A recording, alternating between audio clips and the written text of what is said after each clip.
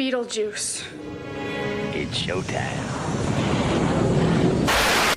I started this company. You know how much I sacrificed? This is it. It stinks. Devils, come out! What the hell are you doing, banana hands? Oh, wow! Well, Coach, we need your advice. Okay, shoot. We kidnapped her. Kill her. Not so fast, brown boy. We're gonna have some laughs. Advanced delusionary schizophrenia with involuntary narcissistic rage. Well, up Thought you were gay. I am gay. Gay for that pussy. You didn't kill her, did you? I am really disappointed in you boys. You're nutless! I mean, the game is trying to guess what the overarching theme of the entire meal is going to be. You won't know until the end. You like this. Oh, yeah. He's basically insulting you. Trust me, he's telling a story. I thought the bitch was white! God damn it! You'll stay here till you rot. Well, you're free to go. Free to go? Why? How? Good behavior. I said talk to me, damn it, or else I'm gonna throw you in the fire. You stupid bitch! You filthy slut! Did you fuck with me? You goddamn women drivers! Some smartass spoke about the banality of evil. If that's true, then we're in the seventh circle of hell. You. What's up?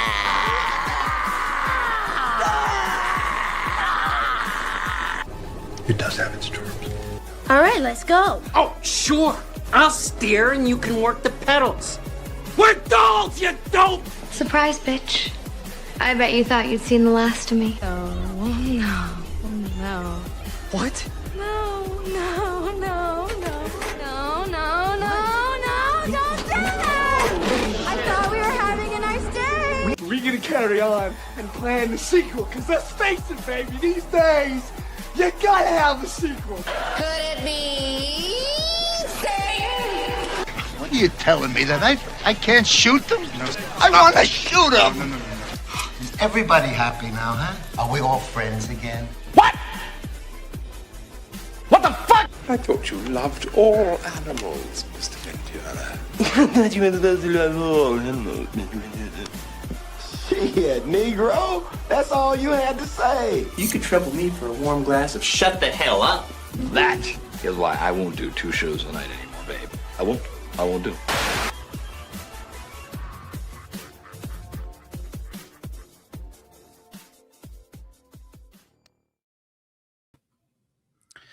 All right.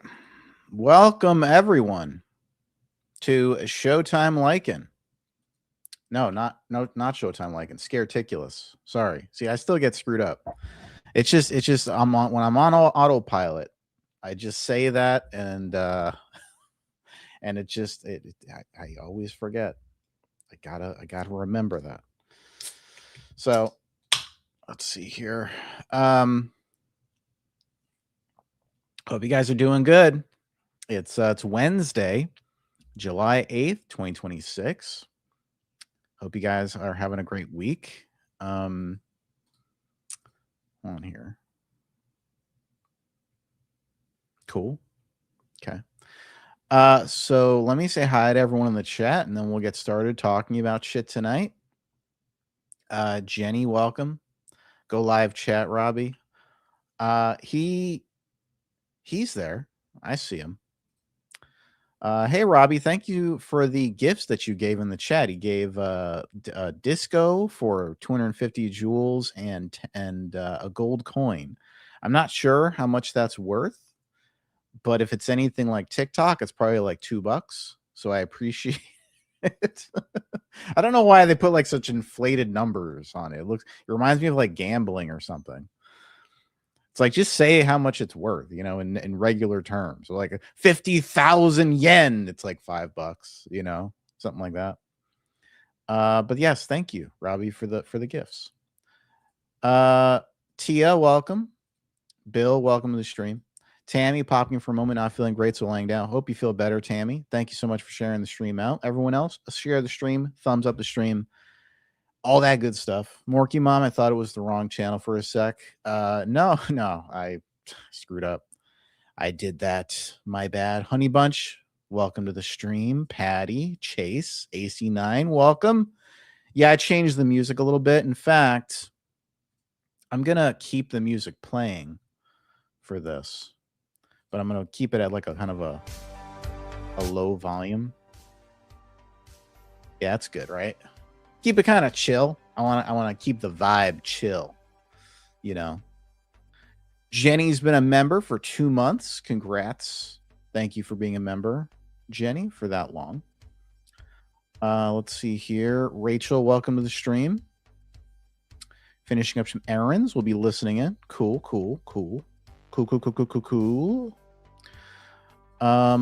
Lurking while working. Very nice. So yeah, we're going to talk about some stuff tonight. And if you're here, my background's making me dizzy. I'm sorry. Let me see if I can change this.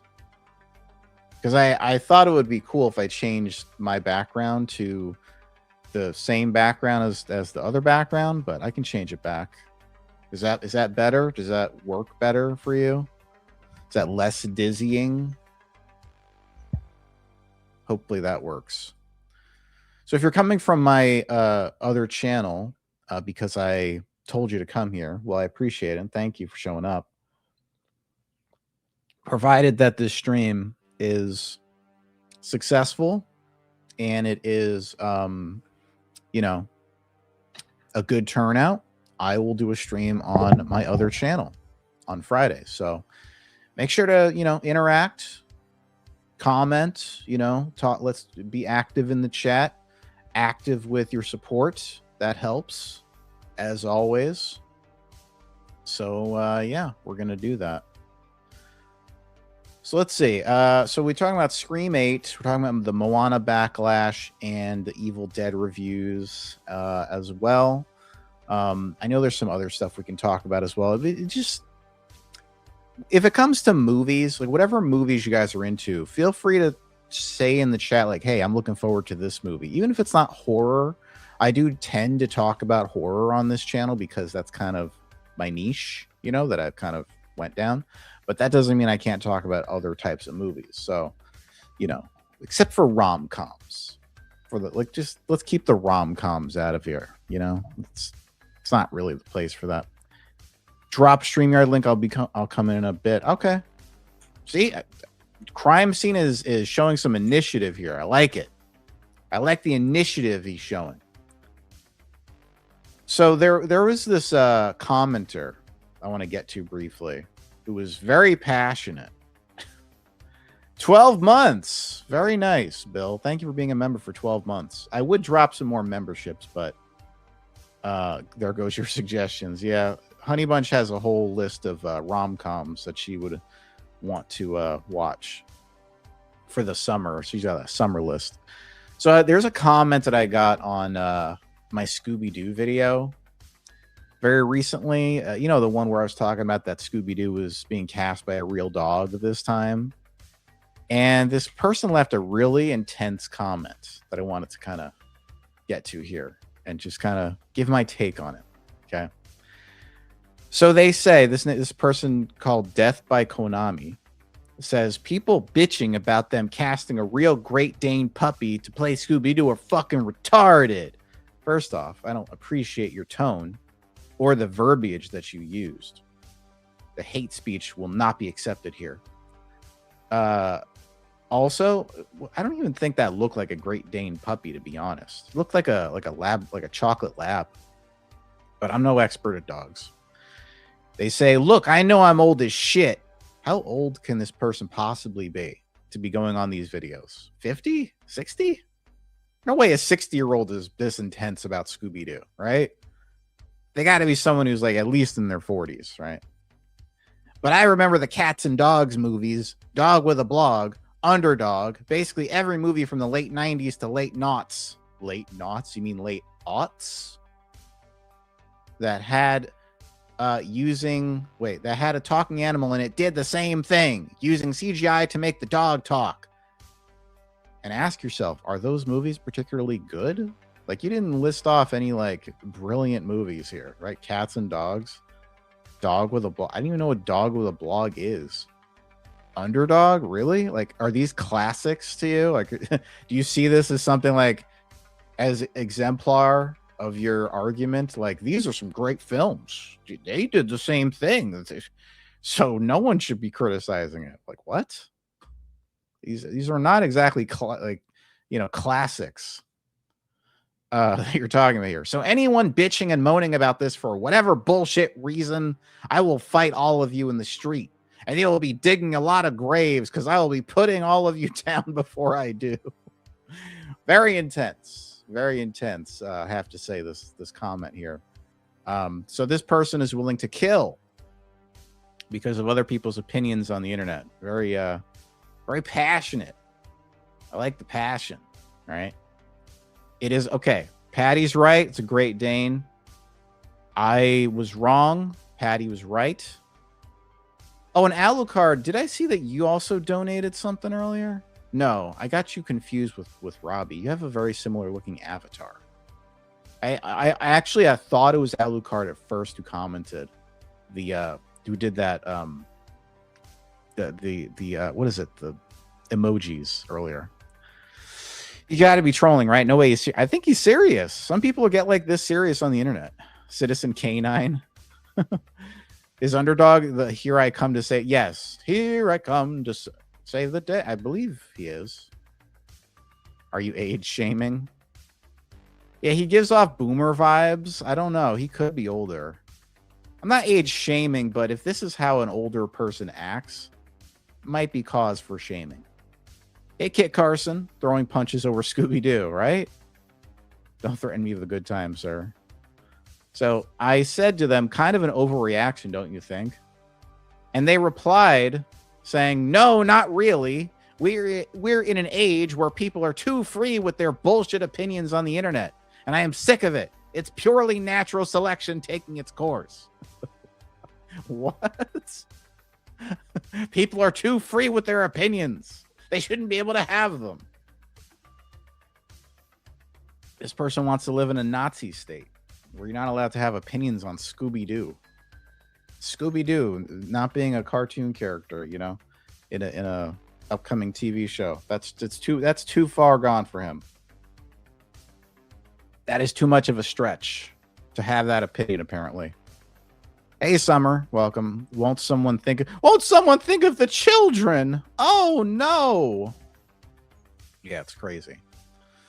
So yeah, I just wanted to read that off and kind of like, what is wrong with that guy? I listen. When it comes to this whole Scooby-Doo thing, I will reiterate my stance. If you are adapting a cartoon, okay, that has cartoon logic in it, then if you're adapting it for like a live action thing, then you need to be able to establish that real world logic that is, keeping that cartoon world intact, right? Now, there's various interpretations we've seen of this over, the decades, right? And I'm kind of curious how they're going to handle the new Jetsons movie, because that also has Astro, who is also a talking dog.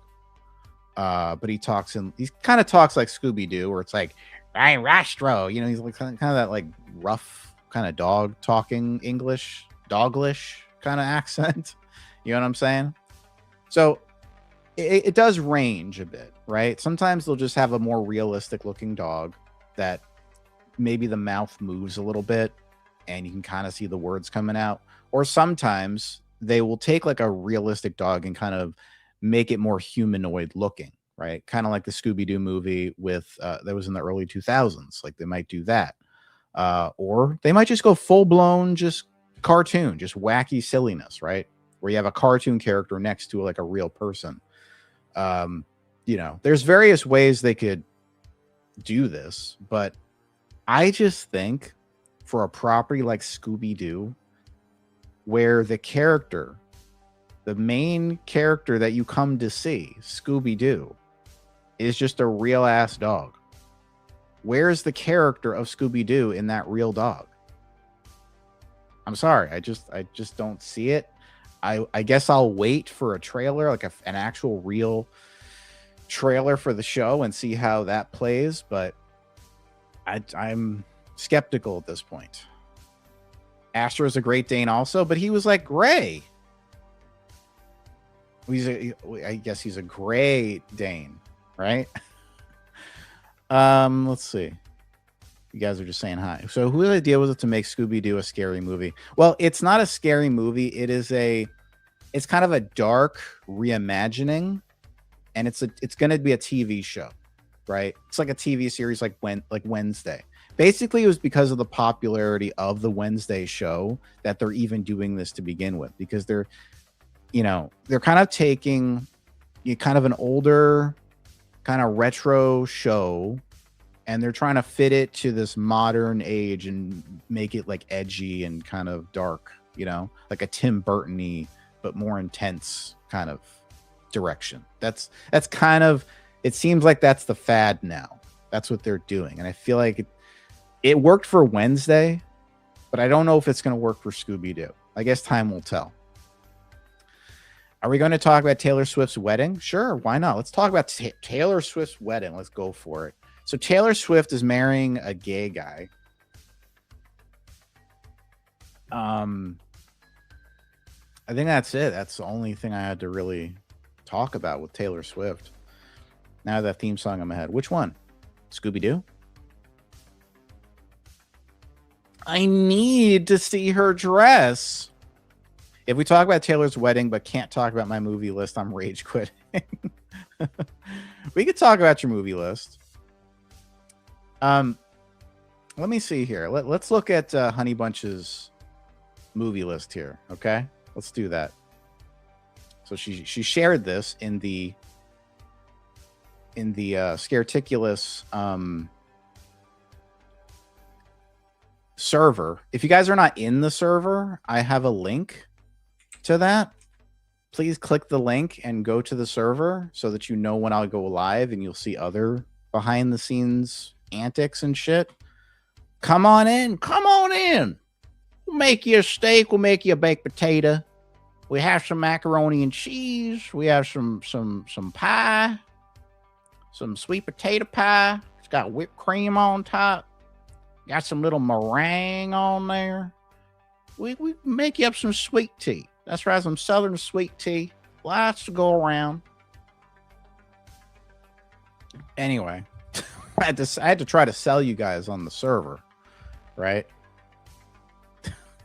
So I'm basically selling fucking, what is it, Golden Corral or Cracker Barrel, apparently. Yeah. I have a very inappropriate comment about Taylor Swift's marriage. Don't worry, I have more inappropriate comments. A big old side of diabetes. That's right. I've got to download Discord again. Go download that Discord and you click that link. Get in there. You joined it. Good job, Rockets Kitty. Good job. You did it. You did it, Rockets Kitty. Look, you did it. Oh my God, she did it, guys. I'm treating her like an infant that just crapped her pants. Good job, you did it. Yay. You flushed it. Woo! I'm a big kid now. I remember those commercials. Oh my God. Okay. I gotta still shill some more shit. I'm sorry, y'all. I have to really start shilling my shit, because if I don't shill it, it ain't gonna get shilled. It ain't gonna shill itself, right? So I have a new shop that I opened up on this site called Fourth Wall. A lot of people connect this Fourth Wall to their YouTube channels. It's just got the best integration apparently, and so you can see the Fourth Wall products like probably on my profile somewhere. But I wanted to just kind of directly link you to the store so you guys can see what I'm offering there. There's also memberships there where you can get discounts on merch. And if you pay annually for a membership there, you get 10% off. Right? That's pretty cool. And there's 3 different tiers. You get Scare Scrub, which is $5 a month.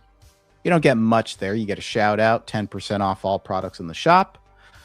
Scare Master, $10 a month. you get 15% discount on the shop. You get a special role in Discord. You get a shout out. Scare God, $25 a month. You get a special shout out, special role in Discord, and 25% off the entire shop. Now, you can't beat that, can you? You can't beat that. No, you just can't. But anyway, so otherwise, you can just buy whatever merch you want on here, right? We got hoodies, we got t-shirts, we got stickers and buttons and all kinds of doodads and bits and bobs, and you got your tweaks and tweezers and your readers and your mugs and jugs and wugs. You got all kinds of things on this site. So many different things. I'm trying to confuse the YouTube AI so they don't know what the hell I'm saying.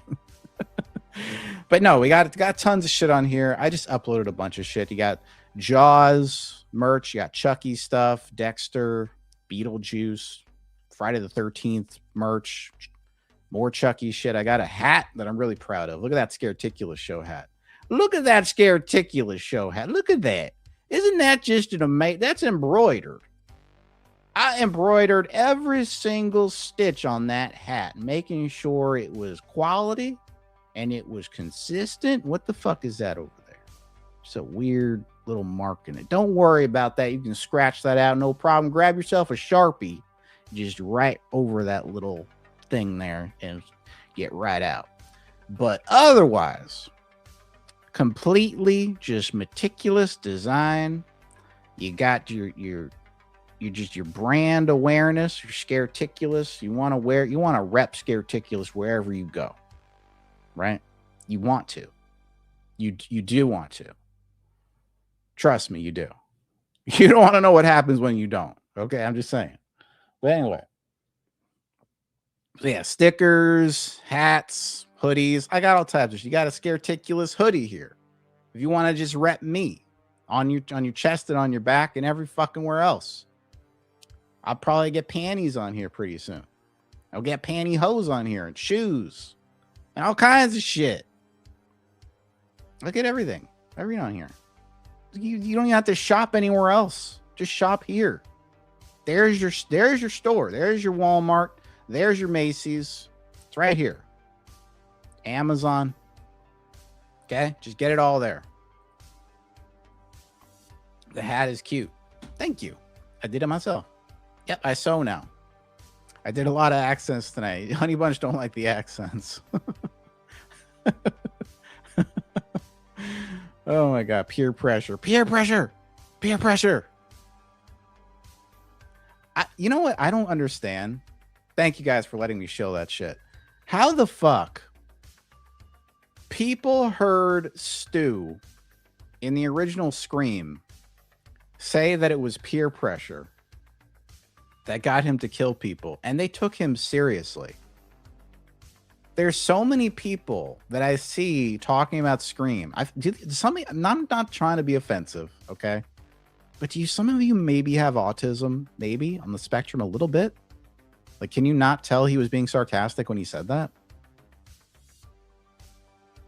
I mean, how could you not? Like, he literally is like asked in the movie, like, so why did you do it? Right? Like, I think it's Sydney, and she's asking his motive. And he's like, peer pressure. Come on. How'd you not see that as like a total smart ass response? They take him seriously. Like, he said that he did it because of peer pressure. So that means that Billy forced him to. No, that's not why he did it. He was just goofing when he said that. He was just joking around. I don't know how they took him seriously. I have you on recording from one of your old videos saying Stu's motive was peer pressure. No, that video that you're talking about, that was in the ranking, right? When I was being more objective about my selection of like ghost faces. So I had to take what he said as like a potential reasoning for why he was doing it.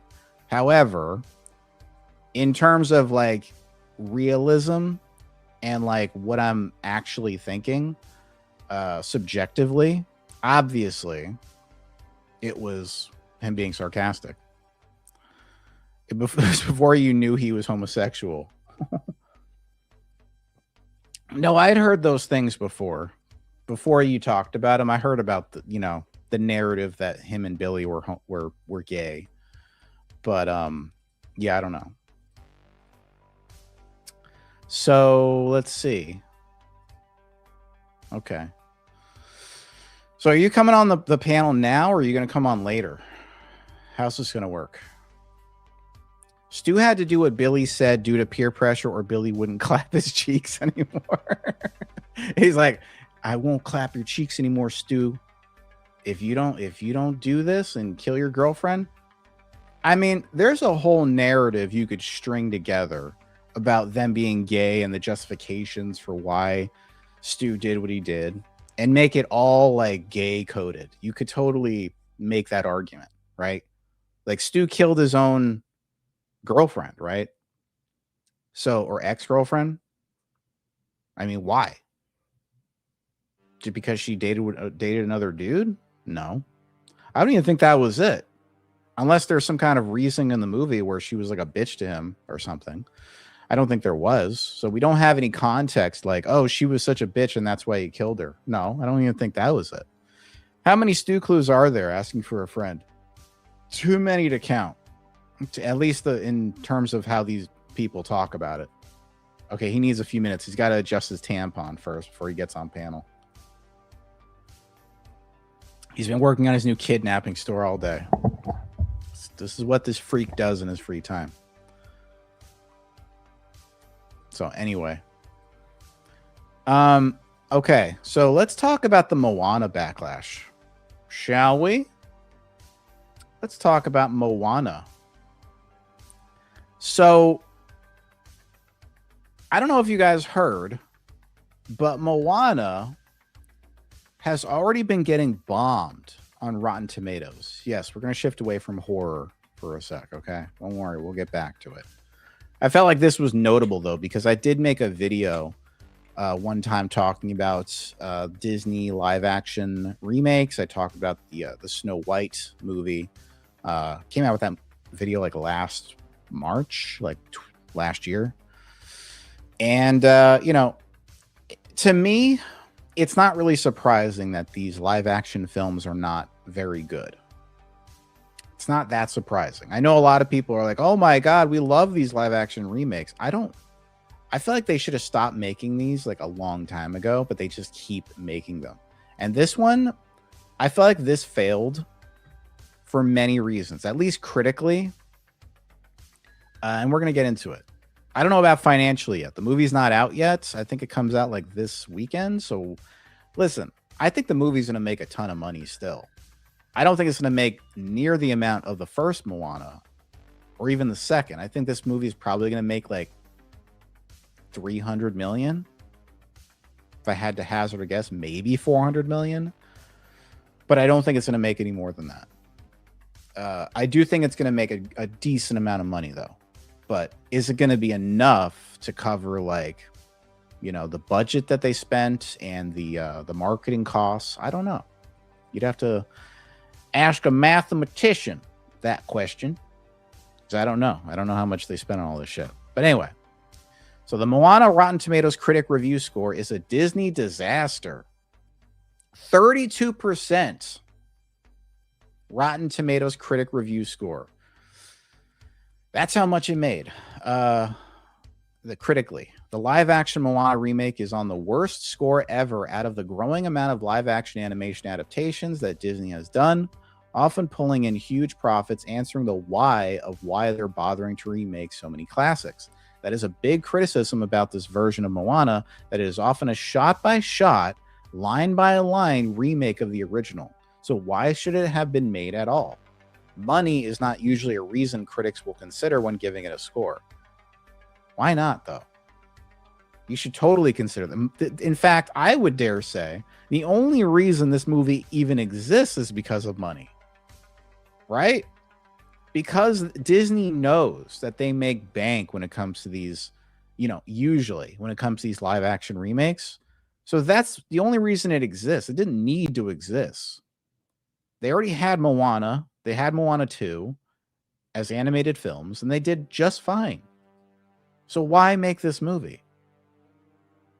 Is it because they needed do something different with it and express the reality of this whatever tribe Moana comes from and Maui and the whole cultural significance of whatever. No, they literally just want money. So 32%. Now let's go through this because I feel like there's a rationale. I'm going to be honest. Okay. Here's my rationale for how these movies tend to do. And I will admit it's a little bit, kind of ambiguous. It's a little bit nebulous in a way. And I think it has everything to do with, appeal. Yeah. Appeal. And that's not an easy thing to nail down, right? To say like something has appeal or it doesn't have appeal. But I can give a justification for all these. So The Jungle Book, 2016, 94% critic score, 86% audience score. This is one of the earlier live action remakes. It was directed by the guy who did Iron Man. I forgot his name, but he's a fantastic director. Jon Favreau, that's it. And that's one of the reasons why it was a good movie. But I think also the reason because animals exist in the real world. So depicting real animals in the same kind of story context, I think that has a great amount of appeal to it, right? An interest. People like animals. So when you make an animal type film, you have a higher chance of success. I think monetarily speaking and just critically speaking, I think people like animals, and just seeing the way that they depicted those animals in a realistic fashion, they bought it, right? And it was done in kind of more of a realistic sense. It wasn't trying to be goofy Looney Tunes stuff, right? Cinderella, kind of a straightforward take on the original movie, but they also tried to kind of fill in the gaps of the story, tried to flesh out some characters and make it kind of its own thing, not a shot-by-shot remake of that first Cinderella. 83% critic score, 78% audience score. Nothing fantastic, but those are pretty good scores. Cruella, that was a way different kind of movie. What's his name? Christian Gillespie? What's his name? He did that. Very different kind of movie. 75% critic score, 97% audience score. Still great scores.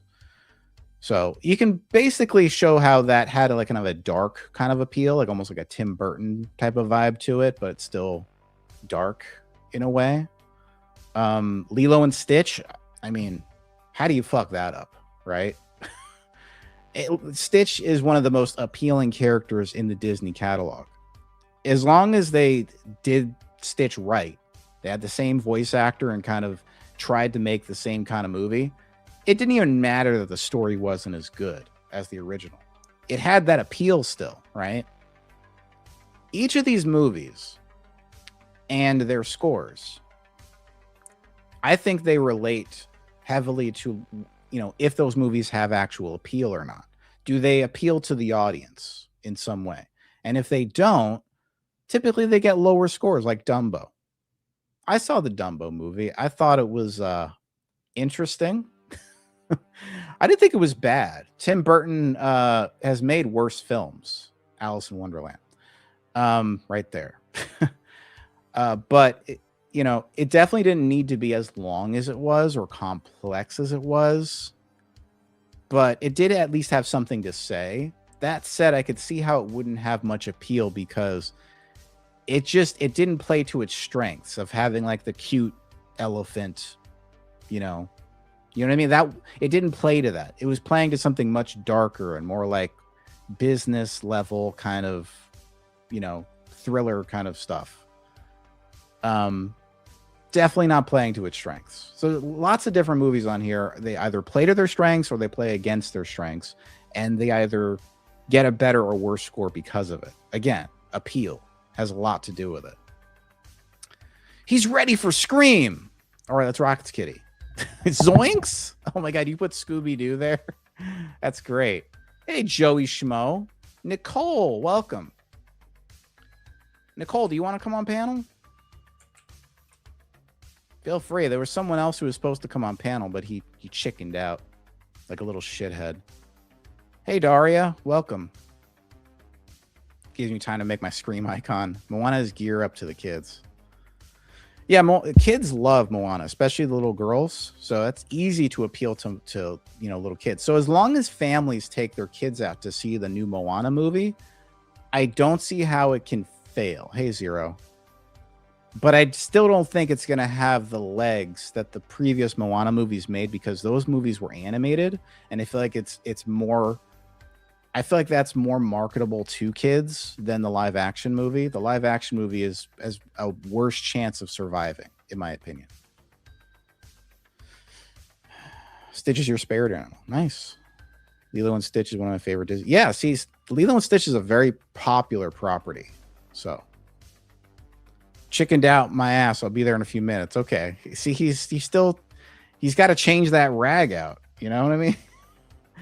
Thank you so much for the $25 from this amazing, wonderful person.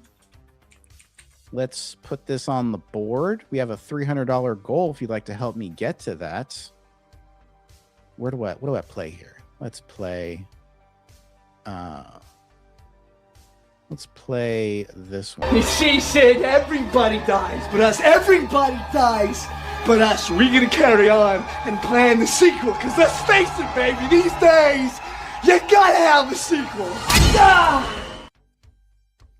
Hey, Nicole. Hi. You just went to McDonald's. Yeah, I got an iced tea because they're the best there. Nice. You got a sweet tea? No, just unsweetened. I put my own shit in it. Oh, okay. Your own shit. Nice. Yeah. So, what are you doing? What are you talking about? I just got here. Well, I was just talking about the live action Disney remakes and why some of them failed and why some of them did very well. You have background music playing. You know that, right? Yeah. Okay. I thought I haven't seen a good one yet. Like all the ones I've seen, I'm like, what were they thinking? You haven't seen which one yet? I've seen a few of them, and I'm saying I haven't seen one yet that I thought was good. Yeah, the live remakes. I didn't care for those much of the live action movies, to be perfectly honest. On that list, I think I saw like Dumbo. I thought was okay, just because I thought it was interesting. I never saw that one. It was an interesting movie because it was basically Tim Burton sticking it to Disney. That's basically the story. Oh. Kind of in an underhanded way. I didn't care for the Aladdin movie, but I have kind of an attachment to the original Aladdin, so I probably wasn't going to like it no matter what. But come on, Will Smith? No. Yeah, and like the Little Mermaid one and the Lion King one, I know got a lot of bad reviews. Like people were really mad about those. Yeah, the Lion King one I think was probably more critically panned, but I think that people for the most part liked it. Mm-hmm. And if you notice something, for the most part, audiences tend to like these movies more than the critics do. That's a consistent trend. Yeah, it's probably mostly families. Yeah. So the families, as long as you're just kind of showing vaguely what the film is about, and it's not like, total trash, and it's just watchable, that's all people care about. They just take their kids to it. It doesn't have to be like brilliant. It doesn't have to be Citizen Kane. You know what I mean? Yeah. It's like they treat these movies like they're content now. Like they just spit them out. Yeah. They probably spend like $100 million on each one. And to Disney, that's like negligible, right? They can afford to spend that much money on a movie, and it doesn't matter. So, yeah, Moana, 32%. Maleficent, 39%. Yeah, a lot of these are just not rated very highly. But you're excited Lilo for and Evil Dead? Stitch has one? I didn't even know that. Yeah. How did you not know that? Because I'm stupid and a woman. Well, when you're right, you're right.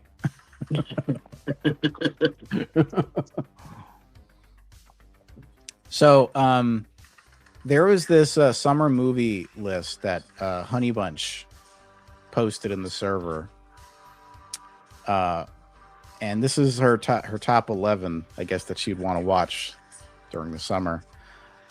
Number 1 is How to Lose a Guy in 10 Days. Number 2 is Fool's Gold. Number 3 is The Sweetest Thing. Number 4 is Blue Crush. I love Blue Crush. Okay. Number 5 is John Tucker Must Die. That's not even a rom-com. Mm-hmm. Number 6 is The House Bunny. Number 7. Wait, there's no 7 here. It's just 8. It just jumps right to 8. Okay. We'll pretend there's no 7. Mamma Mia. Number 9 is Grease. Number 10 is Grease 2. And number 11 is 50 Shades of Grey. So interesting list here. Yeah. I would say that The Sweetest Thing was good. I thought that was entertaining. That was a decent rom-com. I think it's one that I think guys could watch and not get totally turned off. But I think that's the only one I don't know on that list, actually. That's the thing with like rom-coms is a lot of times they just kind of appeal to women and not appeal to men. And I get it. Like, you know your market, right? But I would appreciate it if they at least had men in mind when watching these things, because you know a girl was going to want to watch that with her boyfriend, right? So I think it's appropriate to at least have it appeal to the man in some way. Oh wait, Fool's Gold is the one with that woman's daughter, the one that was in Almost Famous, right? Yeah.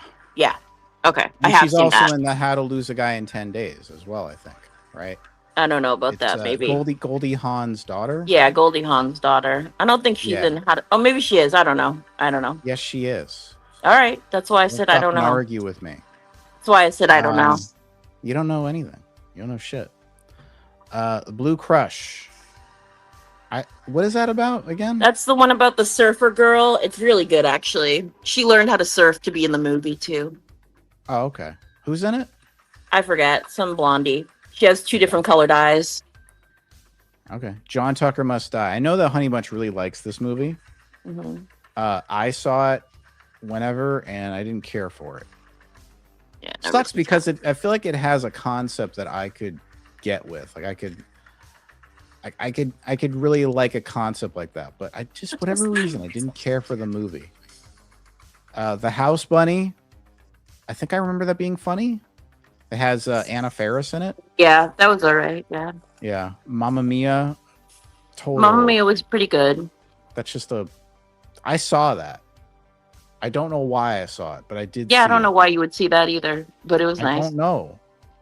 It had good cinematography. It was filmed in Italy. It was, nice to look at.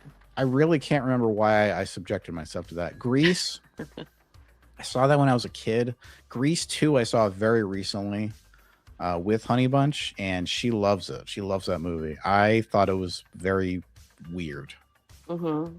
And it was very long too. It's like a 2-hour fucking movie. Like, and the story's very thin. It's really not a complicated story, but it just goes on forever.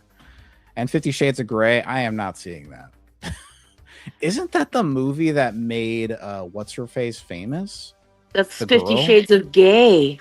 Dakota Gay. Johnson. Yeah.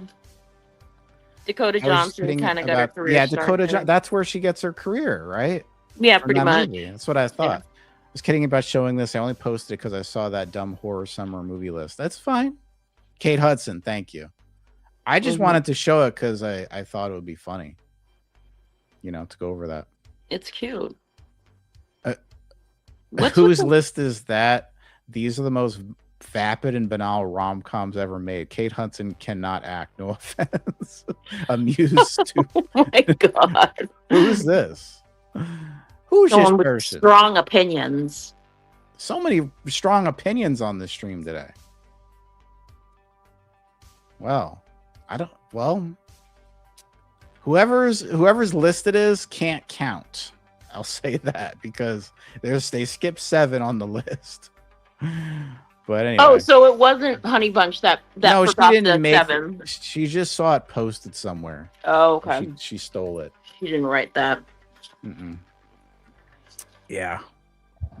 Have you But ever anyway. seen Have you ever seen Triangle of Sadness, Jamie?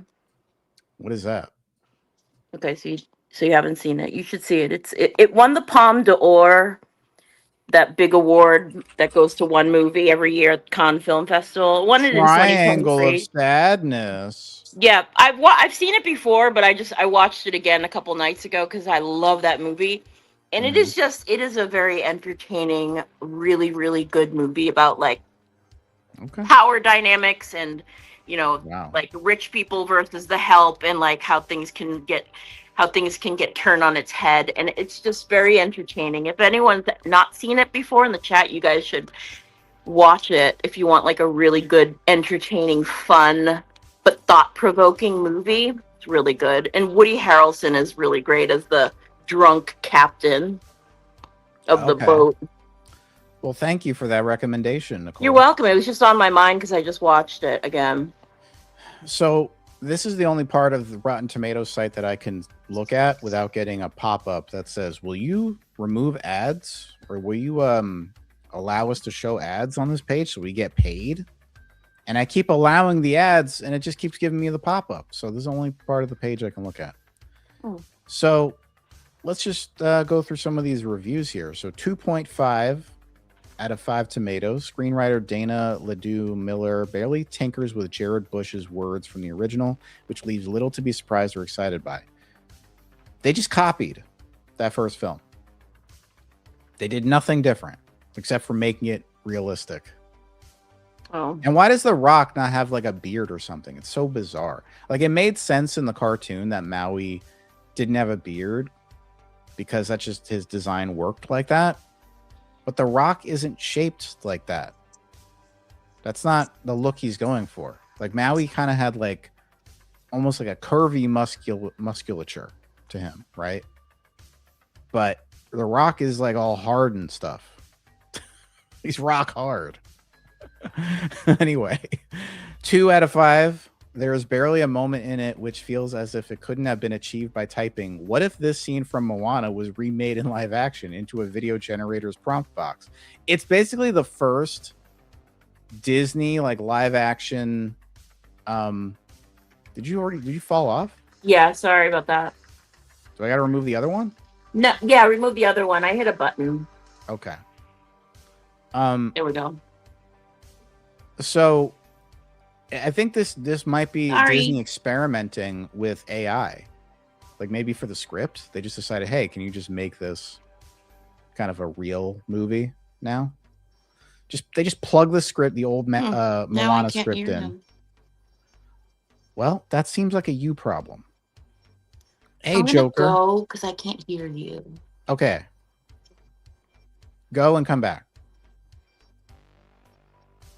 Yeah, go and come back. Let me kick her and then she come back. Joker, I've been streaming on this channel for a whole month. I don't know if you knew that. I just stopped streaming on the Showtime Lycan channel.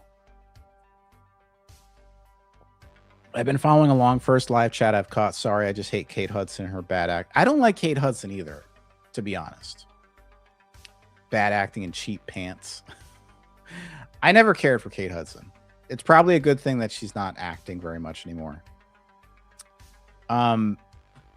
Virtually every line, beat, and song in the new movie is identical to the 2016 version, apart from a few minor punch-ups or extra comedy tags here and there. There's no artistic or aesthetic reason for this movie to exist. It's a shame because I feel like they could have done way more with like a live-action version of this movie. Like, you had an opportunity, right, to kind of set this in like a realistic kind of universe, right? But they just decided to mimic that first movie. So uncreative from Disney. As creatively empty as any film in the modern Disney canon. All inventiveness has gone out to sea. Where the original film felt vibrant and original, there seems to be no authorial voice detectable here. Even kids will feel shortchanged. A 6-year-old ain't gonna care. Now a 12-year-old might care. They might start to get a little bored by the shit. The film doesn't worry about novel turns. It just walks us through the familiar avenues like a dutiful tour guide, a lazy, lazy work that sullies the good name of content. Yeah, that's a shame. Why wouldn't you do something different? So weird. But Disney, it's just like, let's just make the same movie again. That way we get money, right? Don't take chances. Don't do anything new. Mostly, though, the film provokes only an exquisite form of agony. Oh my God. Johnson understands Maui, so his performance is good once you get past the initial shock of his unusual appearance. He has great chemistry with, I'm not even going to try to say that name, but the best performance in Moana comes from Rena Owen as Moana's grandmother, Grandma Tala. Otherwise, Kale sticks closely to the template established for him, recreating every scene and sequence from the first movie with ruthless fidelity and adding essentially no departures of any significance. Wow, that is so disappointing. I feel like these Disney remakes could be something different. They could be something more, but Disney chooses not to make them interesting. Well, you could just fix your shit, Nicole. That's an option. I saw it one time. I think it was all right. It was fine. I'm not like the target demo for that. That movie, Moana. That appeals to little girls, so it makes sense that it appeals to little girls. Let's see here. Evil Dead. Yeah, let's talk about Evil Dead. So, the Evil Dead reviews, Evil Dead Burn, which I'm going to see in like a couple of days. Can't wait to see this movie. Debuts with a 92% score on Rotten Tomatoes, which is great. I think it actually went down to 80%. Yeah, so it did go up to 92 and then it went down to 80. So I don't know, it might go down to the 70s. From what I've heard, from how people are describing this new movie, is that some people think that it's like too much, like it's too intense. Like it's ugly, it's mean, it's too gory. And I'm like, that's kind of like all the Evil Dead movies to a certain extent, even the originals. The original movies and these more recent ones in the past 15 years or so have all been kind of mean-spirited movies in that kind of same kind of Sam Raimi kind of style. They each kind of have like a little sense of humor to them, although the recent ones are decidedly more serious in nature, serious in tone, but they all kind of have like a, like a darkly comedic edge at times, right? So I don't know what they really were expecting with this newest movie. Hopefully, I feel like it's going to be a good time. I feel like maybe some people might just be getting burnt out. No pun intended.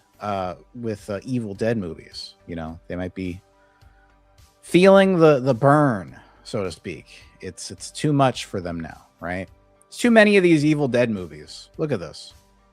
They had the Evil Dead in 2013. You had the Evil Dead Rise in 2019 or something, and now another one. So I mean, people might be getting tired of them. I don't know, but I don't know. I think as long as like it's from what I saw from that trailer, I thought it was very well done. I mean, unless they just put all the good parts in the trailer, I feel like some people said that it went on for too long, like the movie was too long.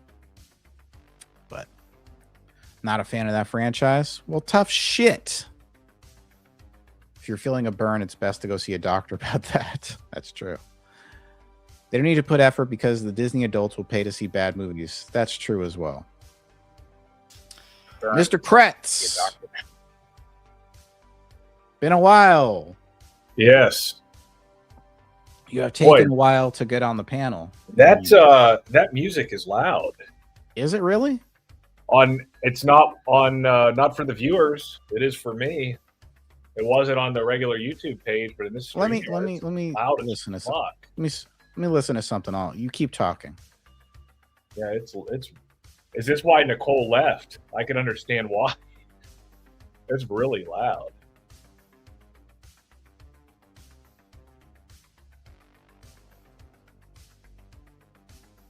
Okay, so I just listened to it on the stream. It sounds fine, but are you like on your phone or something?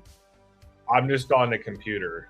Just on a computer. So maybe the volume, like for StreamYard people, is higher for some reason than the output, like onto YouTube. Yeah.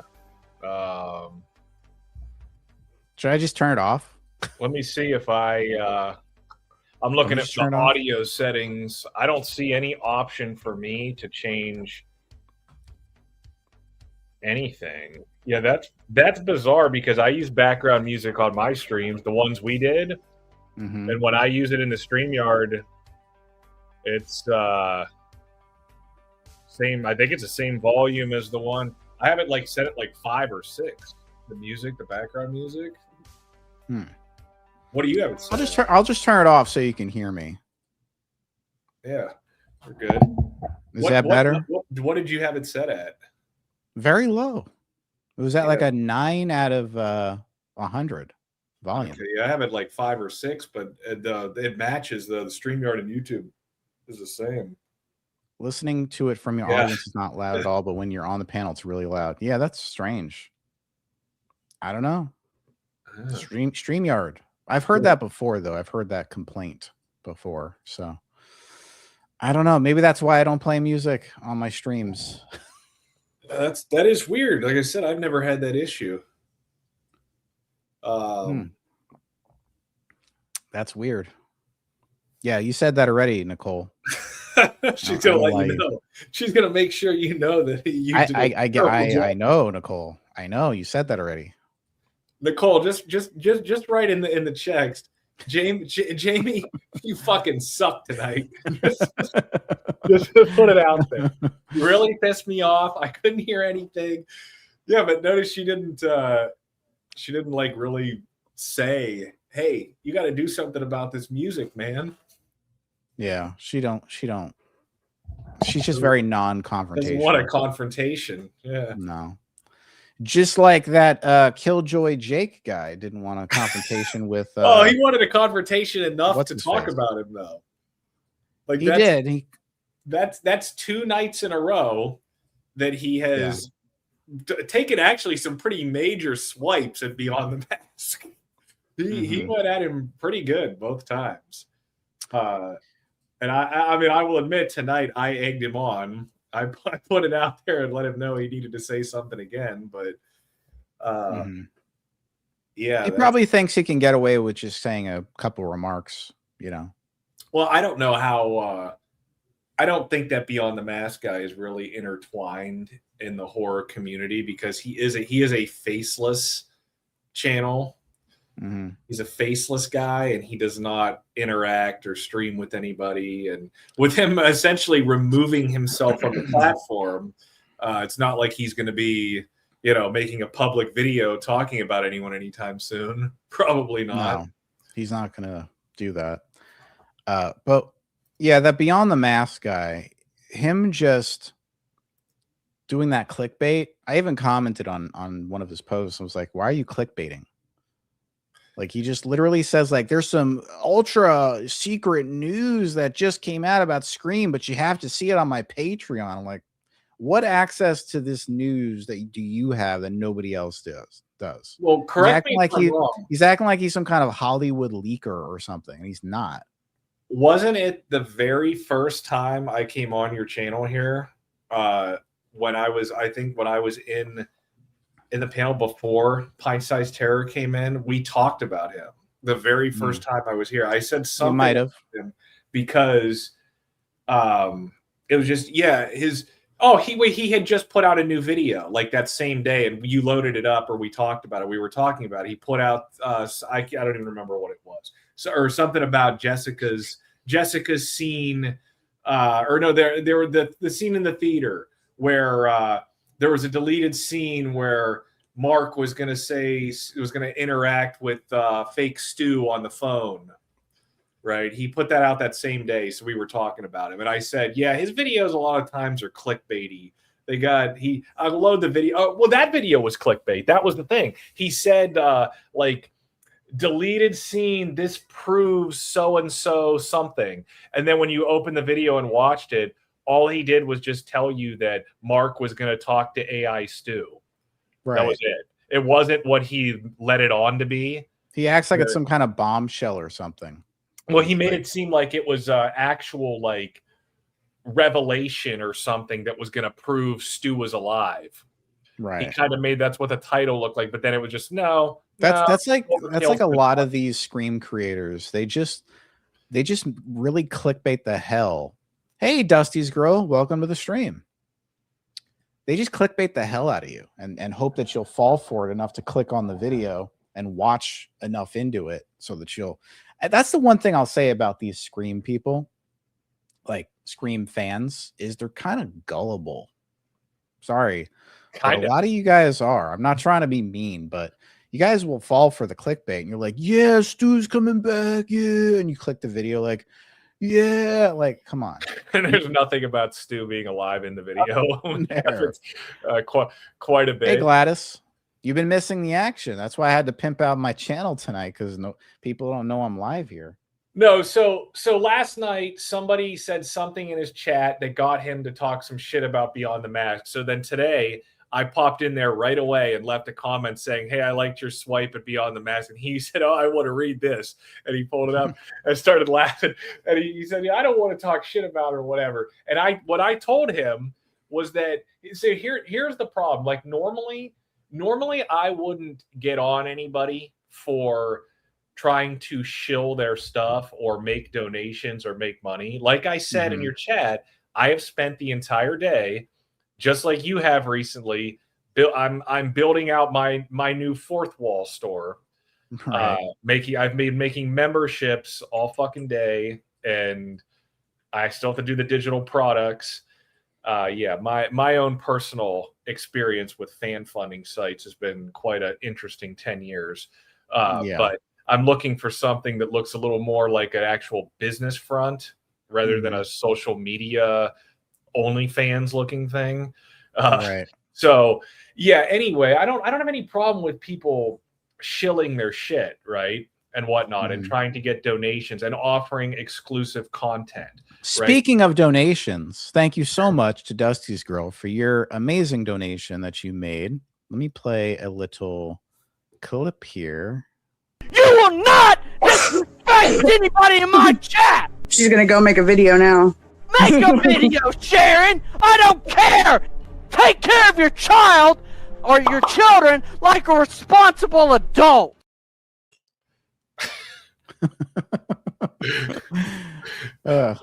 So yeah, with the reason why I talked about this guy, the reason why people are talking shit about him, and I got blocked out of his comments. He blocked both of my accounts. So he posted, it was like a month or two ago, he got demonetized, right? Now, as you know, there's been a wave of people getting demonetized for what's known as inauthentic content. This largely has to do with AI and content and channels that seem like it's mass generated, like a content farm, right? So they call it inauthentic content. It used to be called repetitious content. So he makes a post, guys, I've been demonetized. YouTube's AI is saying, I'm not a real channel. I'm making this stuff. But the thing is, he didn't get demonetized for inauthentic content. He got demonetized for reused content. And reused content is not a recent epidemic. It was an epidemic on YouTube back about 8 years ago, like the middle of 2018, right after they launched the new partner program, because there were a shit ton of channels that had been monetized that had like a song lyric video, right? Where their video have like 30 million views and it's nothing but a copyrighted song with lyrics on it. So they kicked all those people out of the partner program because they weren't actually making anything. So this guy got demonetized for reused content because within the last however handful of months, he decided to start uploading scraped videos. If you go to his YouTube shorts, there's like 30 different shorts on there that are nothing but Scream 7 interviews, behind the scenes shit, where he has done nothing to the video. He essentially downloaded it from another platform, scraped it, and stuck it on his channel, right? And here's what people don't realize. YouTube knows when you've done that, because when you process your video, it scans it in like a million different ways. Most people think that it just scans it for like music copyright or video copyright or, you know, child exploitation, shit like that. But it also scans it against all the other videos that are already on YouTube. So when he scrapes this shit and uploads it, it's like, wait a second, this video is already on this platform on 25 other channels. Why are you putting it on here? Right? And he did it like 30 times. So eventually it kicked his ass out because he's uploading shit he doesn't own in mass quantities. But he's not. A lot of people, to be fair, a lot of people do that. But well, like you have the interview of Anna Camp in your shorts, right? But you're also talking in it, and that's something from your video. See, that's can I admit something? Yeah. Can I admit something? I had a bunch of shorts up advertising, like, you know, Scream and a lot of other different trailers and shit. Yeah. For a while. And I didn't get dinged. I didn't get demonetized. Well, a lot of people don't know that it's against the policies, right? And right, that's true. They don't know that they think, well, there's no copyright claim. There's no copyright claim, so there's no problem. Well, they're completely separate issues. And no, if you take there's a difference between between repetitious, reused, and repurposed. 2 of the 3 are against the monetization policies. Repurposed is not. Repurposing is when you take your own video, like if you were to take this clip off the live stream tonight and turn it into a short, or if you were to take this live stream and cut out a bunch of stuff you didn't want in it and make a whole new long form video based on a certain topic we discussed, right? You're allowed to do that with your own shit. But when you're downloading interviews and behind the scenes shit you don't own and you put it up as your own just for easy views, and you do that so many times, they're going to kick you out, right? So he did that, and now he's acting like a victim, but he's like, oh, well, you need to fund me on Patreon, right? So I can keep making this content. When he got kicked out because he wasn't making the content, he was scraping it. Right. No, so it's like, are you making the content or are you not making the content? He probably was doing that for a long time, and he didn't think he would get in trouble. Right. Here's the thing. When you do that, there's a very quick fix. You delete all that shit you don't own, and then you reapply in 30 days. Right. That's it.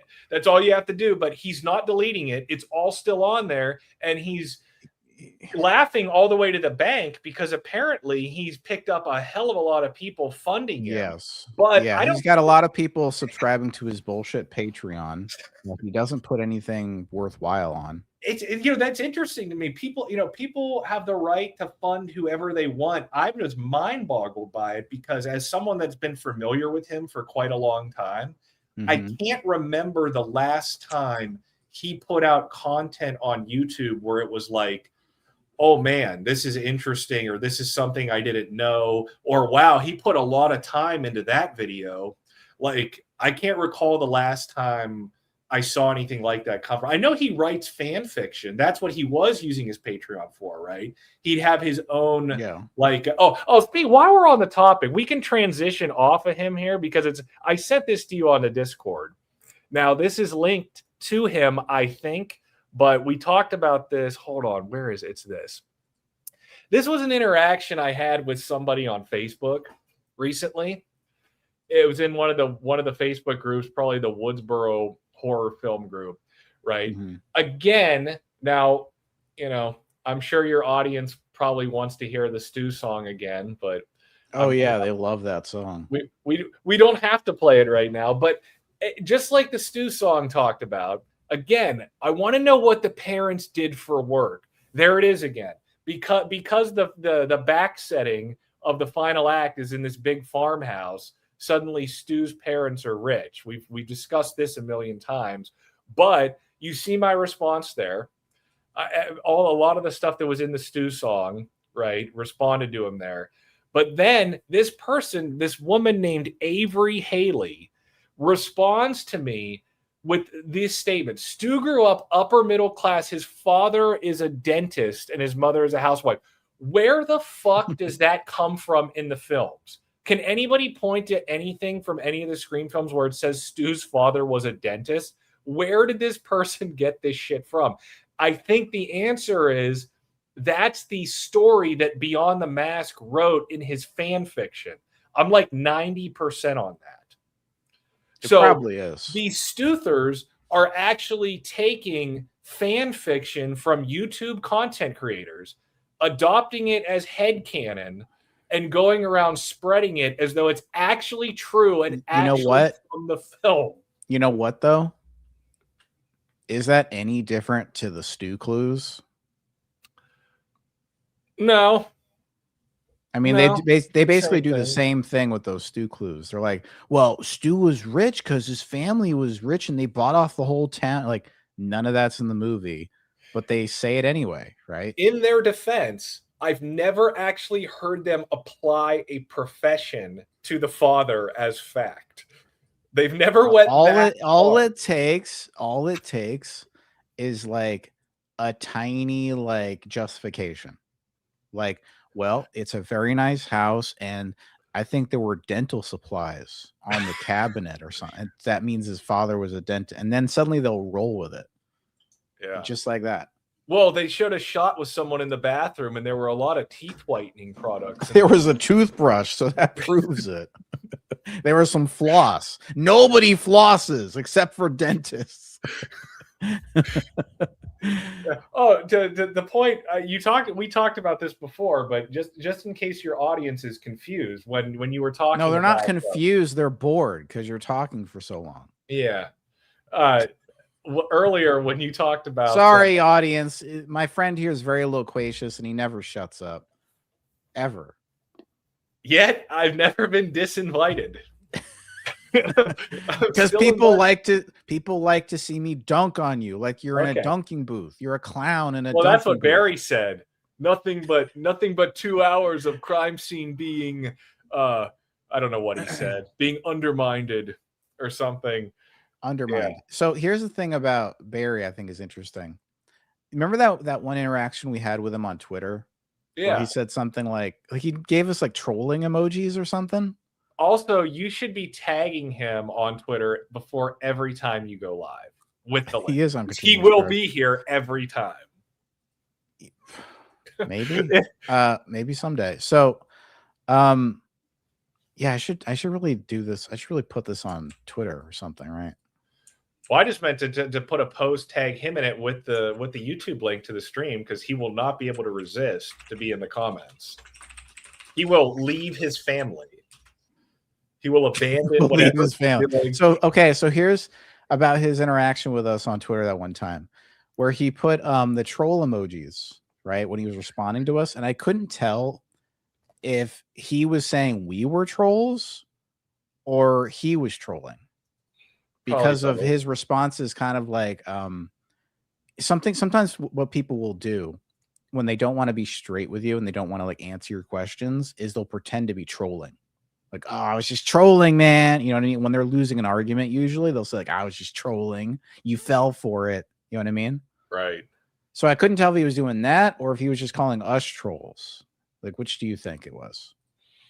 God, with him, it's fucking hard to say. With that guy, I mean, you said he was a troll, so I don't know if you meant that. He trolls. So people, I mean, he brings it on himself. He, he makes. He doesn't make clickbait videos as extreme as. No, he just makes videos that are very dumb. Well, like they're kind of like lowest common denominator type videos. You know what I mean? And they are typically designed to like try and play both sides of the fence. Yeah, right? he's very like all over the place with his opinions. He doesn't just pick a side, you know. Yeah.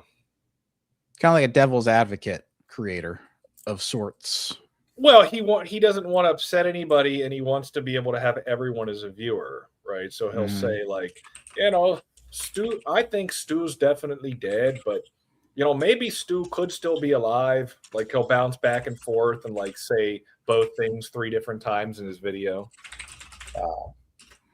But no, earlier when you said, in case the viewers hadn't seen our other streams, when you were talking about when I wrote how Stu was gay, and you said, didn't Stu kill his, you know, how he killed his girlfriend and whatnot in the opening scene, and then kills Tatum later, if that's him, and that's debatable. But no, we talked about this before.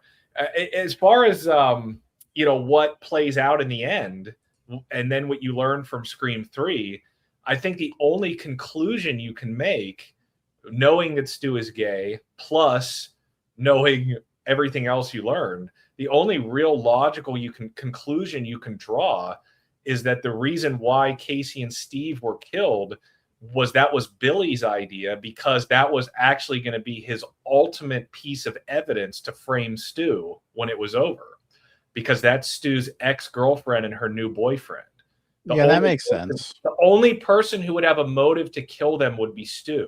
So when they say, oh, yeah, we've got your dad here, we're framing Neil, right? We cloned his cell phone. There's no detective on the planet who would like look at that, given all the evidence, and be like, oh yeah, Neil Prescott had a motive to abduct this football player and take him to his high school girlfriend's house and kill them both. Why would Neil Prescott have, like, there's no logical sense to that. So the only common sense you can make is that Billy devised that because, and we talked about with Scream 4 before, the ending of Scream 4, I think that movie shows you exactly what would have happened had Gail not picked up the gun, right? You have Trevor on the floor, the same way Neil was on the floor. He gets capped, and then Jill stabs Charlie to death and stabs Sydney, she thinks, to death, right? That's exactly what Billy was going to do. He was going to have Stu shoot Neil on the floor, so Stu's fingerprints on the gun. He says, you get the gun, I'll untie Pops. He was going to have Stu shoot Neil, so Stu's fingerprints is on the gun. Then he was going to finish stabbing Stu to death and stab Sydney to death. And then he was probably going to put himself through the fucking table, just like Jill did. All that stuff that Jill did was what Billy was going to do. Not for the same motive as Jill, but I think that's kind of the brilliance of the remake. It shows you everything that would have happened. So yeah, I liked Scream 4. I think a lot of people who don't like Scream 4 don't get it. And the funny thing is Jill's doing all that, but in universe, she doesn't actually realize that she is Billy. Right. She thinks she's the new Sydney, but she doesn't, because in their universe, they don't know. They don't know in universe that Billy was turning on Stu. That he was framing. Well, the other thing is, and I think this speaks to the message of the film. You remember that intro that was very self-aware to the point of like being parody? Remember there were like multiple fake out, intros where the stab 7. I'm not sure 8. How I feel about that. Most people actually consider that the worst opening. I'm trying to make a point, and you keep talking. You never shut up ever. Let me please speak 10 words. Then you may speak an entire essay. So as I was saying, did that whole like fake out self-awareness thing in the beginning where the movies like become extremely self-aware, right? It's like, okay, we're just kind of making a joke of it now, right? Right.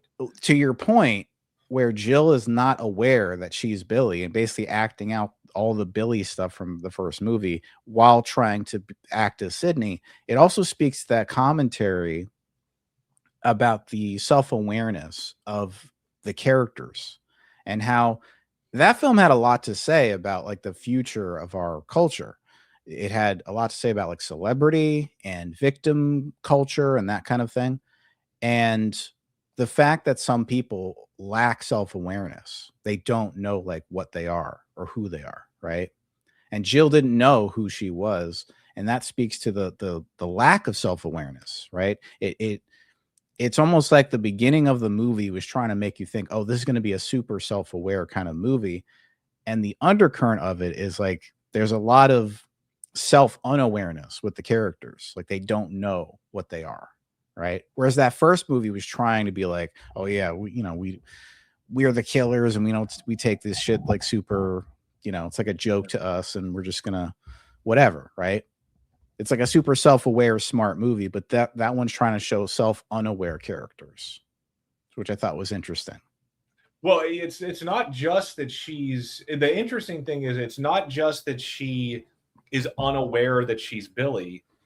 It's funny because in universe, she doesn't actually know what Billy was really doing. None of those characters actually know that. Inside the universe, the characters actually think that like Billy and Stu were a team and they were going to frame Neil Prescott. Like they actually believe that in the films because that's what Gail's camera and Gail's book would have told, because they didn't know what Roman had told Sydney until later. So those characters don't know that Billy was double-crossing Stu. So when she comes up with all that, she actually it's technically original on her end. She doesn't realize Billy was doing that, but then she did exactly what Billy did. I find that kind of interesting. Well, it could be because she was trying to do something kind of original in her mind. We talked like she's trying to do something that Sydney didn't do, or all these other people that came before didn't do, but she ends up just being a repeat of the past.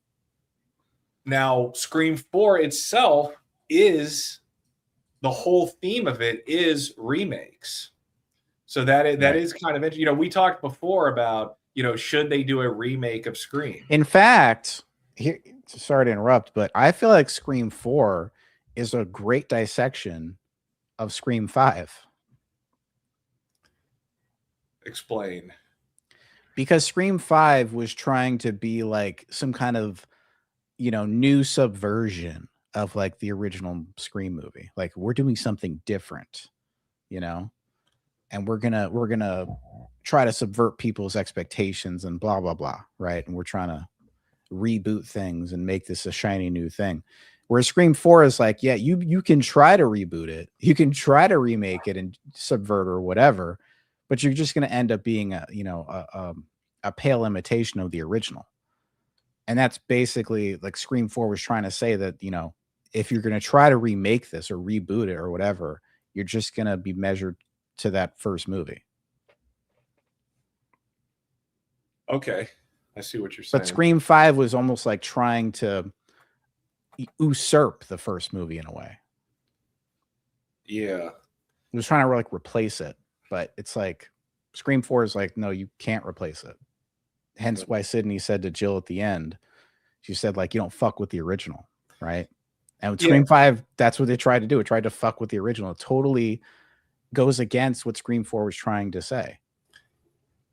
If you were to look at Scream 4 and kind of, I cucked him. Go on. If you were to look at Scream 4 and kind of remove Sydney from it, like kind of like pull her out of Scream 4 and look at it, just everything else they did with it, that in itself is a solid Scream remake. If you were to look at it that way, when you consider what they did, how they made Billy's character a girl, changed it like that. If you look at that, the way that they made the modification to the original is actually a solid remake idea. I think. I mean, I think the movie, did a good job in that respect. We talked about remakes before. How personally, I think that a good remake has to change something substantial from the original, and that's why the Nightmare on Elm Street remake was a piece of shit. But well, I feel like Hollywood takes away the wrong lesson with remakes, because with them, notice how most of the time they don't remake bad movies. They remake good movies because they want to reap the rewards of the they want to reap the rewards of, basically how successful they were the first time around. They want to repeat that success. And so that's why they remake it. They remake it for a modern audience because, they don't want to just put out the same movie again. It's not going to make the same money. But if they remake it with new actors and, high fidelity, high definition, then they might make the same kind of money they used to make. And then they might have a chance to restart, reboot this whole franchise from the beginning again. It's basically them trying to play their luck again and going like, let's do it again. Who's this troll here? Are you familiar with this person? Are you getting I don't know who they are. Are you getting your arguments from AI? That's a good question, Topsy. Yeah. Are you getting your arguments from AI? Yeah, I'm over here typing in these things, and AI is coming up with those genius things. Give me a break. Here's the funny thing. You coming on here as Mr. Kretz, right? They're calling you Topsy. That's interesting. That means that person is aware of me beyond just tonight. Yes. Right. Mm-hmm. Amuse stupid. Can you load their channel and see when it was created? Yeah, I think they came into existence in December 15th, 2025. So a new troll. I don't know who they are. Never seen them before, but who knows? Trust me, I've seen worse trolls. Yeah, we miss. So have you decided that you are excited about the new Sesame Street movie? Topsy, you sounded distracted when Scareticulus was talking. That's all. Oh, sir, how do you know my quote first name on here? How long have you been following? Did I used to have it written on here?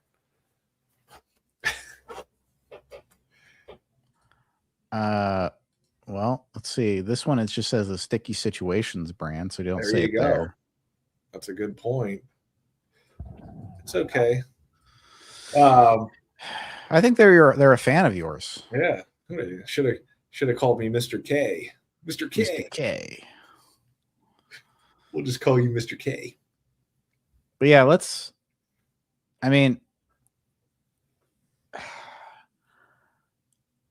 I was listening to that dude earlier. The Killjoy Jake guy. And I think he was talking about Scream and where Scream could be headed for Scream 8. And like he mentioned before, Sydney would be there and then Stu would show up or something, right? So I don't want to cut you off here. Just real quickly. One thing with him, what happened was he was actually not a Stuther. Then Scream 7 came out, and I guess his explanation is that he feels so bad for the Stuthers who got, shit on in Scream 7 that now he feels like he needs to be on the Stu train and actually make him alive to vindicate the embarrassed Stuthers. Someone said earlier here, I really want Stu back. And the first thing I thought in my head was, why? Yeah. Why do you want Stu back so bad? I just don't understand it. I get that you like the character, but I don't understand why they want him back so badly. I mean, they got him. I don't know. You were address me as Miss. No, we were just curious why you addressed me as Topsy. That in order for you to know that first name, you must have seen it. Did you see it in an earlier stream with him? Did I have that on there? I must have it somewhere. I have a replay viewer. Wow. Well, we know that live streams don't get a lot of those, so that's good. Yeah.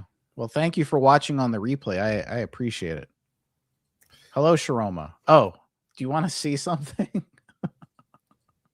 Sure. Okay, I'm going to show you something real quick. So you've seen American Horror Story, right? I have never watched the show. I mean, I know what it is. And you're not going to get this, but Sharoma made a comment a few hours ago on my American Horror Story video.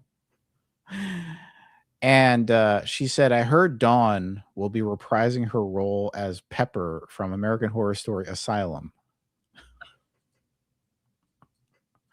Pepper is a kind of a pinhead character on the show. Like a person with a deformity, you know. It does look like her, I will say. I'll show you Pepper.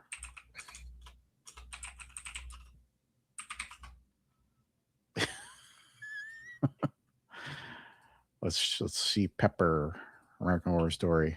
It does look like her.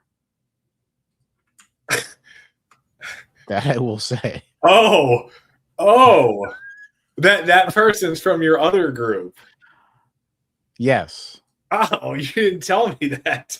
Yeah, that's what they were saying.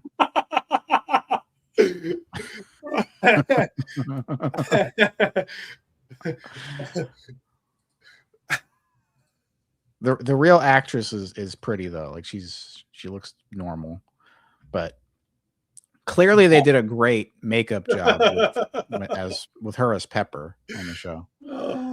I hope Pepper comes back in season 13. She's one of my favorite characters. She was great. But anyway, if he's watching this, there'll be a live stream tonight. Oh yeah, he's really watching this. If you never know what he's watching. Barely anyone's watching this. It's you, me, and a couple trolls watching. That's the only people watching this. I think you're funny, Jamie. I make these streams extra boring so that nobody wants to watch them. I thought you were real funny tonight, Jamie. You thought you were so funny. Pulled that picture up of that American Horror Story. How much money did you get from making fun of my girlfriend, James? Yes, they have to bring Pepper back. We got an American Horror Story fan finally, for fuck's sake. Jesus Christ. It's so hard to find American Horror Story people. What's it about? What's the first season about? Listen, it's too late. Okay, I'm not going to tell you what the fucking show's about. It's 13 seasons in. Either you want to watch the show or you don't want to watch it. I might want to if it's got a good. I just want to know the general idea of season 1. Thank you, Gloria. Listen, so every season is its own thing. Okay, I like anthology shows. I like anthology shows. But some seasons connect with other seasons. Okay. And they like correlate and like different characters and events and stuff. So there is a connection. Not all the time though. The later seasons between 7, 8, 9, 10, 11, whatever. Those seasons don't really connect that much at all. But the earlier ones, like the first 5 or 6, do have like deep connections with each other. Well, deep-ish. Not that connected, but pretty connected. Okay. Here and there. You'll notice the connections when they come up. They're good. I mean, your mileage varies per season. You might like one season over the other, which tends to happen. I've noticed that men tend to like the second season a lot more than women do. Women like the third season. The first one is liked in general, but I don't think it's anyone's favorite, really. Maybe a few people, but most people either like the second season or the third season. Freak Show's kind of underrated, the 4th season. Hotel is liked well enough, I guess. But anyway, I haven't watched American Horror Story since Hotel, but I might tune in for the upcoming season. Yeah. Apocalypse is when things, for me personally, that's when I was like, okay, this is ridiculous. So if it's as ridiculous as Apocalypse, which I think that was season 8, if I'm not mistaken, I'm not gonna like it. I thought Apocalypse was ridiculous. Don't get excited. I'm in the Freak Show. It was the best. Yes. Freak Show was incredible. I just think it had like the horror and the emotionality and just the characters. You actually liked them and rooted for them. I wrote a Tate and Violet fanfic in grade 6. How the fuck old are you? Probably like 20 years old or something. But I think the show is only like 13, 14 years old now. 15. I think it came out in 2010, if I'm not mistaken. So it's like 16 years old.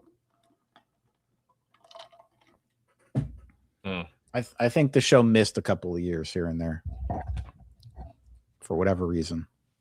I hated when they drowned that little Indian girl. Oh, that was so sad. But see, that's the thing about Freak Show. It's like it made you like the characters and care for them. And then they just did such horrible things to them. I don't know. That's one of the few seasons that actually made me feel something, you know? You'll probably have to watch Apocalypse to watch season 13. Freak Show was like a good album. It was perfectly balanced. I agree completely.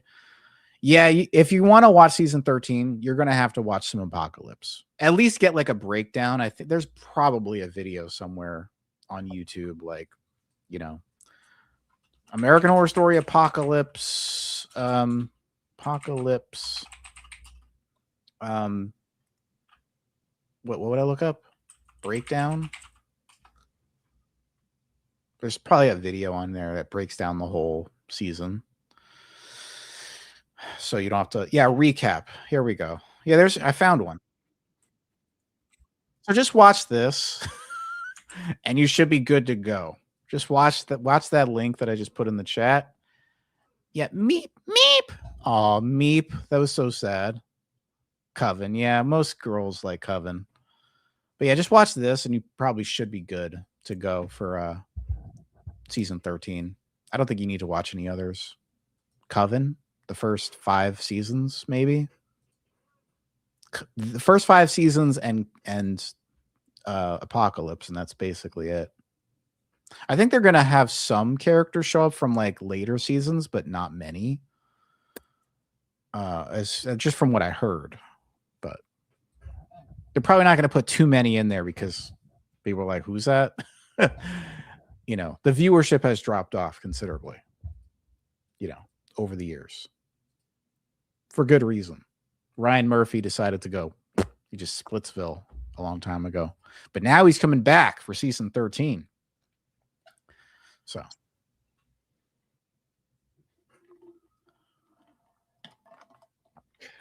Nothing to say. Well, I will have to look into that. Did you, in all of that mess, did you happen to give me a plot overview of season 1? Why would I do that? Just a general idea of what it's about. Where's it at? What are the characters supposed to be? So here's the general plot of season 1. Just general. I mean, I'm in like 30 seconds. Just like it's, you know, who are these characters? A family moves from Massachusetts to California in Hollywood to a so-called murder house where lots of people have been murdered throughout history, right? And they get the house for a very good deal. Plot twist, the house is haunted with ghosts.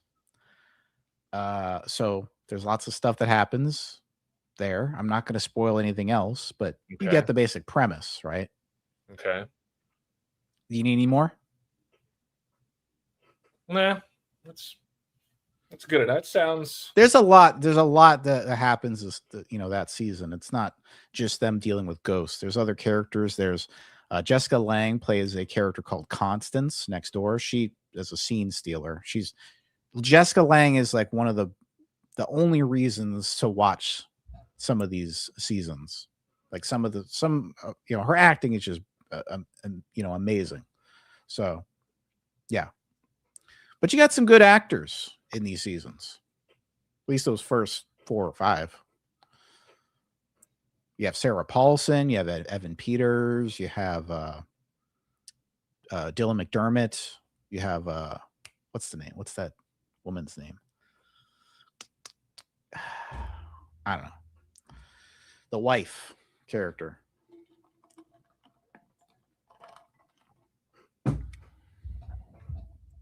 Jessica Lange is such a good actress. Wasn't Lady Gaga in some? Yes, she was in season 5 as the Countess, and she was also in Roanoke as like the witch, some kind of witch character. I don't know. Oh, I think she was like the first witch, and that links to Coven somehow. Yeah.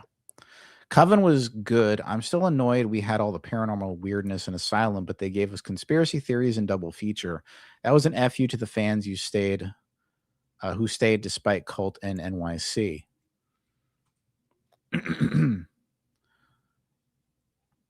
Yeah, you're saying you wish that they had linked Asylum to double feature? Is that what you're saying? Because that would have been a good connection, because they did set that up in Asylum. They had the aliens and, weird shit in that. So they could have connected those, but they didn't. Yeah, Hotel in Roanoke. I'm not a Lady Gaga fan in any way. I don't like her music. I don't like her acting. She's not a good actress. I've never watched it, but heard it's good. I'm not a horror movie fan. Stephen King book. Listen, okay? Gladys, listen. You're getting a horror light with American Horror Story. It's kind of like it's like a kind of an erotic thriller a lot of the time with some horror elements in there, There's a lot of sexuality in a lot of the seasons, so you're not getting like the spooky, like it's mostly just set dressing kind of stuff. You know what I mean? It ain't that kind of thing. You're not watching like a fucking, The Conjuring or something. Yeah, that's what fans were expecting. Yeah, that would have been cool. I didn't care for the Alien double feature thing. I think the vampire one was fine. It was entertaining enough. Yeah, give it a try. You might like it. I think there's enough in there to satisfy. Listen, women love this show, Gladys. Okay? Just telling you straight. Women love this show. So if you don't like at least the first or third seasons, then you aren't a woman. Okay? I'm taking the Joe Biden argument. If you don't vote for me, then you ain't black. Yeah, Sharomo likes the Dylan McDermott in season 1.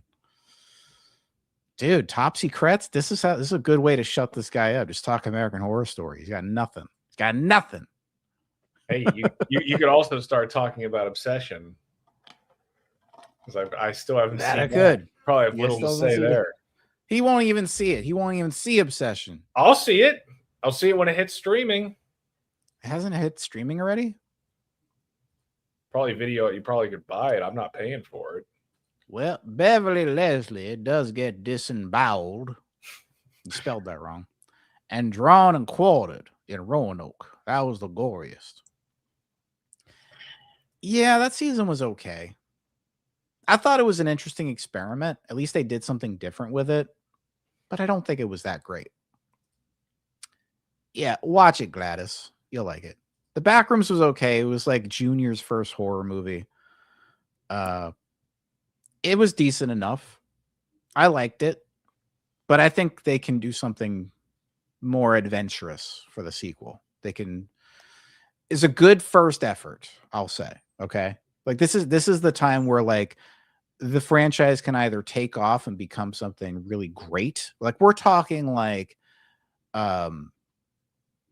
Batman Begins to The Dark Knight. Okay? I mean, Batman Begins was good. Don't get me wrong, right? But it wasn't The Dark Knight. You see what I'm saying? It's like that kind of comparison. Like it's good. I can see the filmmaking prowess there, but it could be so much better. It's streaming now. Get it, fucker. Obsession is streaming now. It's streaming now. Okay. You fucking idiot. God, you didn't even know that.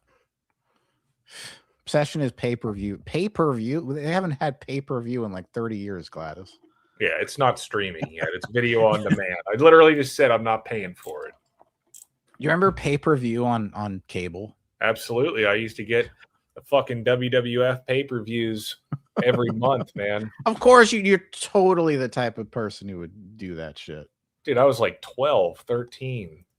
You were probably selling pay-per-views to people like, hey, I will sell you a $10 digital view of if you weren't a wrestling fan, you don't understand what pay-per-view and wrestling events used to be like when we were teenagers. I knew people who liked wrestling when I was a kid. And that's all I have to say about that. Thanks, Forrest. It isn't called pay-per-view. Okay, fine. I just think of like the 90s when someone says pay-per-view, because no one calls it anymore. They call it like on demand or VOD or something like that. They just change the verbiage. If you go to Look Movies, oh, okay. Well, I am not endorsing that. I just highlighted a comment. YouTube. I will be waiting until it's on an actual streaming platform. Yes, I will also wait. YouTube. Which company made this? Is this an independent film? Yeah, it's an independent film. I believe I made that point before. It was made for $750,000. Focus Features, and it made $400 million. It's one of the most successful horror movies of all time. Okay, fuckwit. If it is distributed by Universal Pictures, and that means it will be on Peacock fairly soon. Unless somebody else wants it so badly, they pay more to Universal to get it off of their platform and onto their platform. So who cares? Just fucking watch it. You always get into I will when it's available. You always get into the weeds of everything. I'm deep in the fucking weeds. Just fucking watch it. I'm in the weeds. Make a choice for once in your life. I'm weed whacking. Do something with your life. Yes, Focus Features is part of Universal. I guess so. It'll be on Peacock right after Super Mario Galaxy gets on. I'll be watching that as well. Exactly, right, Nicole? Right? Watch it or don't. Jesus. This guy over here. I'll happily watch it when it comes out, and then you'll have to redo all your streams with my commentary in them. To redo all your Obsession streams. I can't wait to hear your take on it. Yeah. You know what you're probably going to say? I've heard this take on some Twitter pages. Some people are saying, I don't know what people are talking about. It's just like your average horror movie. There's nothing special to it. That's probably what you're going to say. It's yeah, it was okay. It was average. I'll be honest. Special. When I watch it, I will be honest in what I really think of it. Right? I can't say that I really know too many spoilers or anything. I mean, it's hard to not know something with all people have been talking about it. Yeah, it's everywhere. You're gonna know some things going into it, but me going in, I was blind. So yeah, it's better to go in blind most times, especially when it comes to horror. But what are you gonna do? What are you gonna do?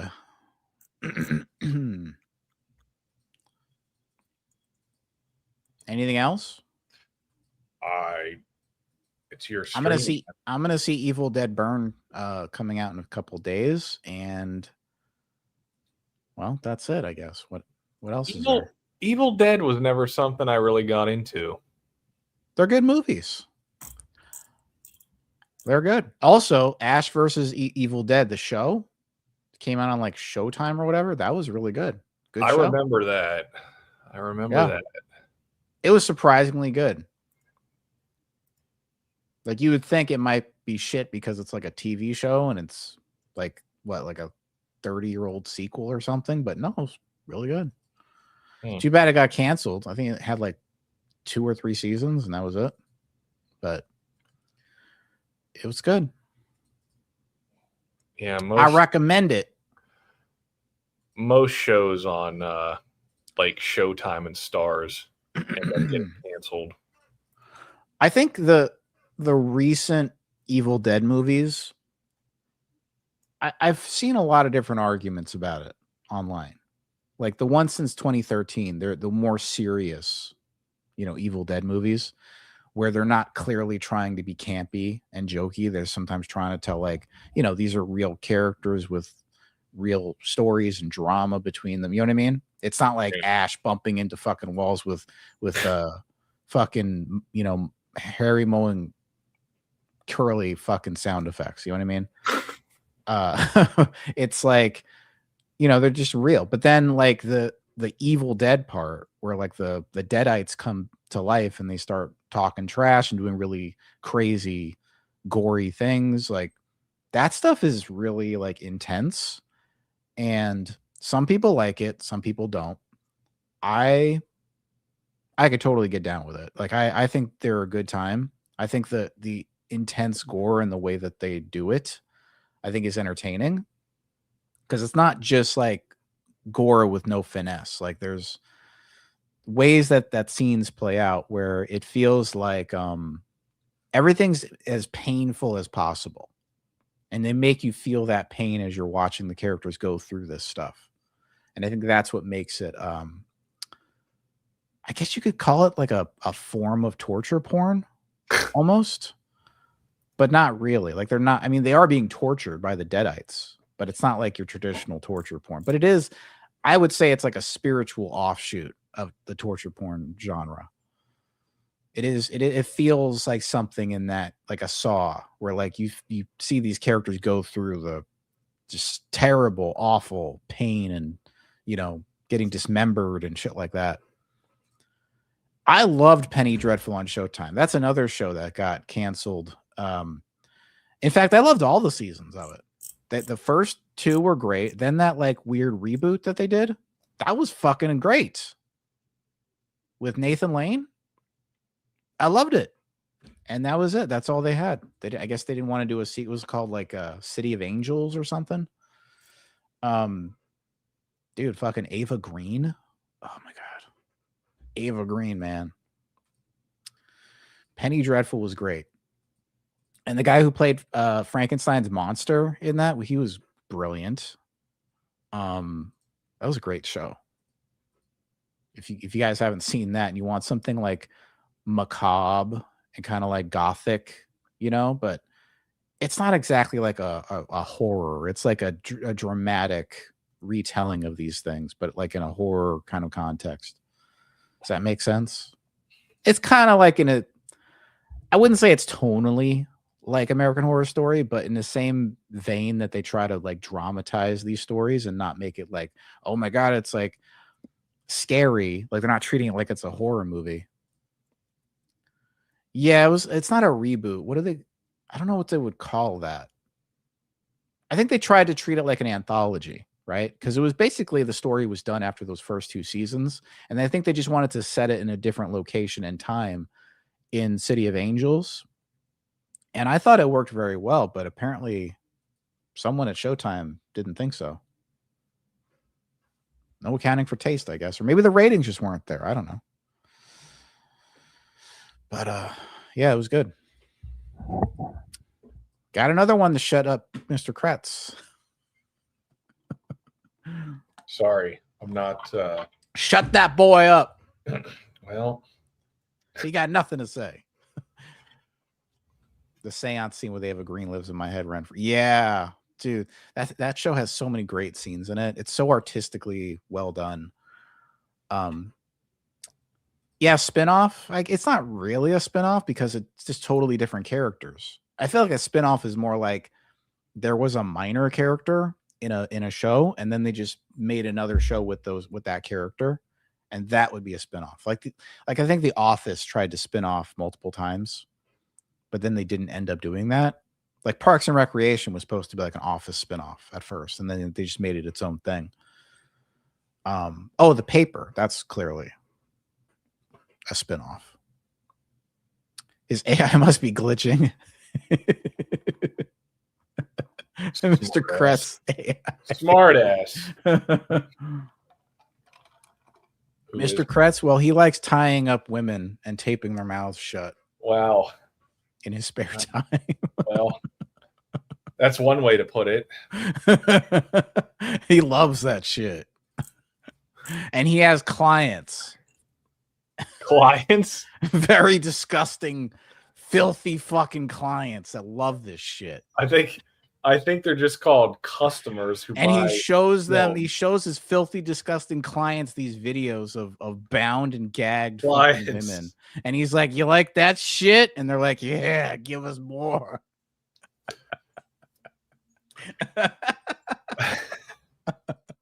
Well, I'm glad you're having fun with yourself over there.